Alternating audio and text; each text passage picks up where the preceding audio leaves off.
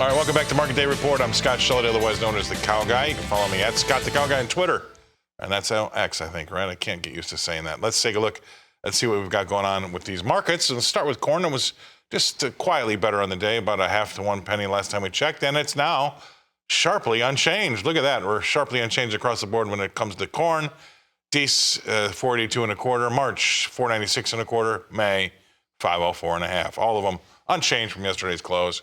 That'll give you, there's just not a lot going on over there. We don't want to linger too much on a lot of quietness, but this is a good board. Soybeans, 13 and a quarter cents higher in the Nove, 13.63 evens last there, and that is a half cent off the highs, folks. And we've had a 17-cent range, so we're pretty much at the top end of a 17-cent range. That's pretty good going, all right? So we're 13 and a quarter cents higher.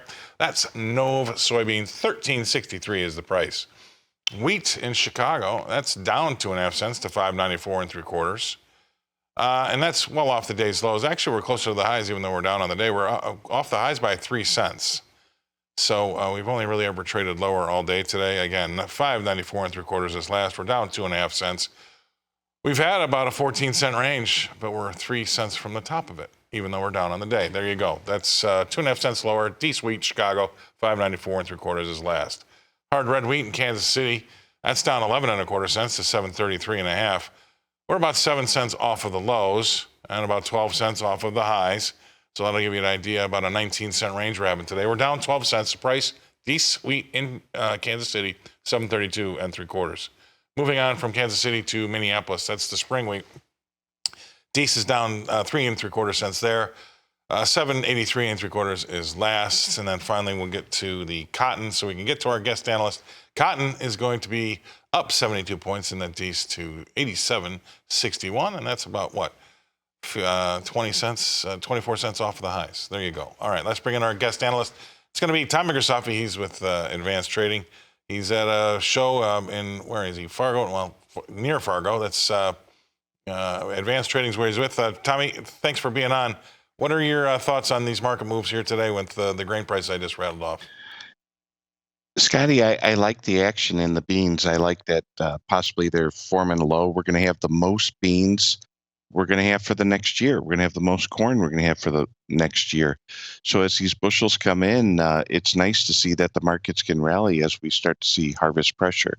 I would say that folks who need to sell grain off the right off the combine should find some type of, I would say, option strategy to buy it back. I mean, you could really build a bullish story for soybeans. If the yield goes down a bushel and demand picks up a little bit, I don't know that we'll have much carryout left. And of course, we always have plenty of carryout left. We just rally the price. So, but that's not the same story for corn. Corn's got a much more bearish story, and the reality, when I spoke to the crowd yesterday, that the reality had set in that cash corn's in lower fours here in North Dakota, and that's well off multi-year highs here. So it's tough.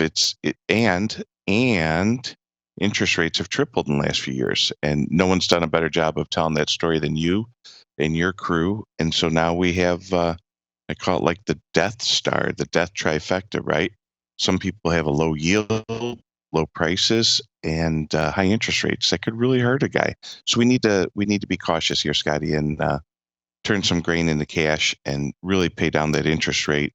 And for the folks who don't have the big bushels, I'm bummed out. But Mother Nature did that, not me. And we'll keep talking about it. But it's nice to see a little bit of a bottoming action here at harvest. Yeah. So you tell me they got a negative basis for corn. Is that what you said there? Did I hear that right?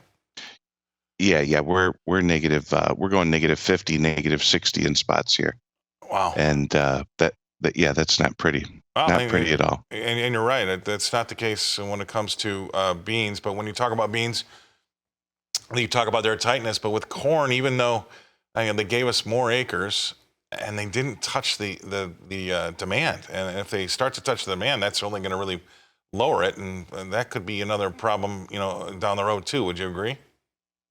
Yeah. The best thing that could happen to corn is that if it traded a lot lower, we could really ramp up demand. I mean, nothing would create more demand like corn going down 50 cents. So when the rest of the world can buy our corn cheaper than the world could produce it, that will create demand. And it's not exactly what everyone wants to hear, but it's what will happen. Nothing cures high prices or low prices. We go to the extremes, and on the extremes, if we go too high, people quit buying, and if we go too low, Right. and so it could actually be a good thing. All right, stay right there. We're going to go away. We're going to pay some bills. We're going to come back and talk more with Tommy Grisafi after this. All right, thanks for coming back. It's Market Day Report. I'm still Scott Shellady, otherwise known as the Cow Guy, and that's why we take a look at these livestock prices, right? Wear a cow jacket all day. It'd be rude not to take a look at least what the cattle are doing. All right, let's jump in. Live cattle of Chicago. The reason why you got a smile on your face is because look at this, boy.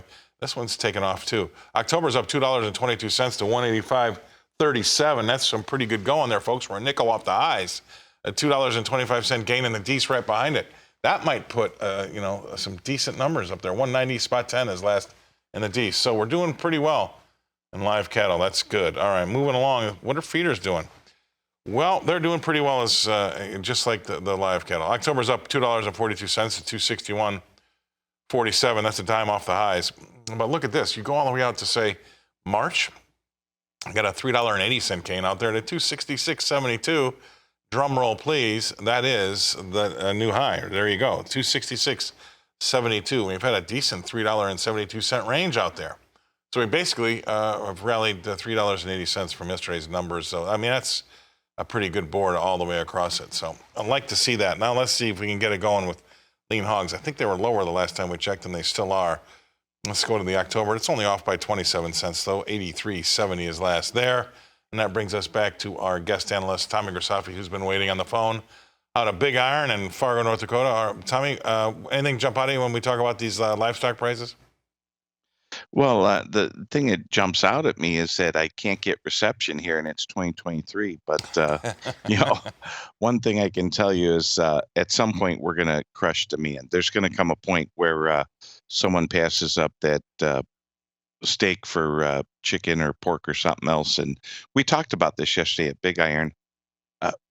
Typically, when a market makes a top, it has like a blow off top, and maybe that's starting to happen today. But again, anyone who's short futures in feeders or live cattle are making margin calls here almost on a daily level now. And unfortunately, bull markets are fun, but when they end, it's not fun. So I'm not looking forward to this bull market ending.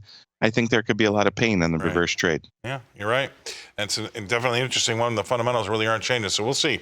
Really appreciate you coming on. Thanks for phoning it in from Big Iron out in Fargo, North Dakota. That's Tommy Grisafi. He's with Advanced Trading. We're not there. We're in Nashville, but the weather is getting a little bit more, palatable.